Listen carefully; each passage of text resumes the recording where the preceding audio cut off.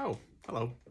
Welcome to another today's Decay, where we celebrate births and beginnings of everything important since the dawn of time.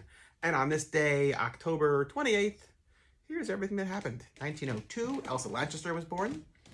I have a biography. Is it an autobiography on her that I keep meaning to read?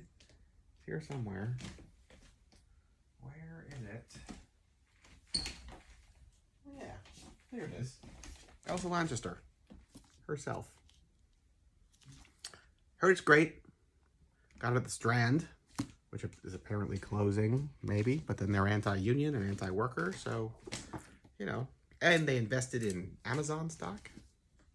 So I guess I'm of two minds of mourning the Strand. Anyway, yeah, right. So Elsa Lanchester, who was married to Charles Laughton and did a whole bunch of stage performance stuff. But Bride of Frankenstein will forever be like her signature role, right? Yeah. What else? 1909, Francis Bacon was born, the phenomenal painter. I was lucky enough to see a career retrospective of his at, was it the Met? Was it the MoMA? I don't know, one or the other. Certainly before the world closed down, and it was a phenomenal performance. Exhibit. It must have been the Met. I'm sure it was the Met. Anyway, point is, fantastic stuff. Reminds me of a world before everything closed down. I've been having a lot of talks about this. Like, you know, why be in New York if so much of what made it special isn't really happening right now? I don't have an answer, but here I am. Yeah. Someplace else I'd rather be is Bristol, Connecticut. Because on this day in 1966, in Bristol, Connecticut, Cortlandt Hull opened the Witch's Dungeon Classic Monster Wax Museum. And it's been, his exhibits have been on display every October ever since. And it's part of my nearly every year New England Haunted Road trip is a stop off at the Witch's Dungeon Classic Monster Wax Museum, which for most of those years, up until I think, I don't know, 3 or 4 years ago, it was in what was basically a shed in his parents' backyard that him and his parents built in the 60s. It just kept being there. And the first couple of times I went, maybe I started in like 2001 going there, I think. It was certainly before GPS. I know that. I like wrote out the instructions on a piece of paper of how to get there. And you're just like winding through these dark streets in like some random suburban Connecticut town.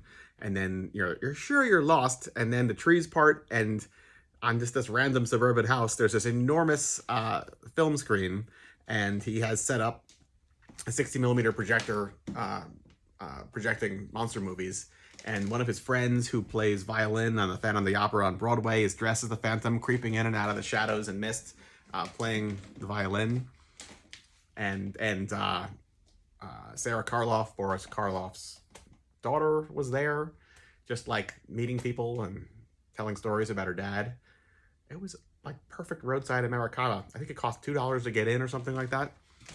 Vincent Price recorded the intro because he was friends with him in the 60s.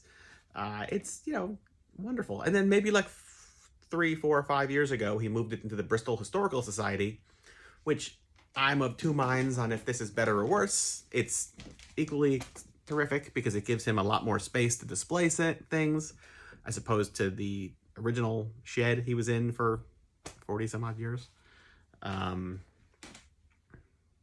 Still well worth going to. And Cortlandt is such a nice guy. So yeah, 1966, Witch's Dungeon. And on this day, 1977, the Sex Pistols released Nevermind the Bullocks, the LP. And what an LP it is. And last, but certainly not least, 1978, the Muppet Show episode with Alice Cooper premiered. Yeah, so what are you going to do to celebrate on this very special day? Because all of our days are filled with exciting nonsense. There you go. You got a lot to entertain yourself with. And me? I don't know. We'll see. Maybe Bride of Frankenstein is in my future. Highly possible. Anyway, until tomorrow. Goodbye.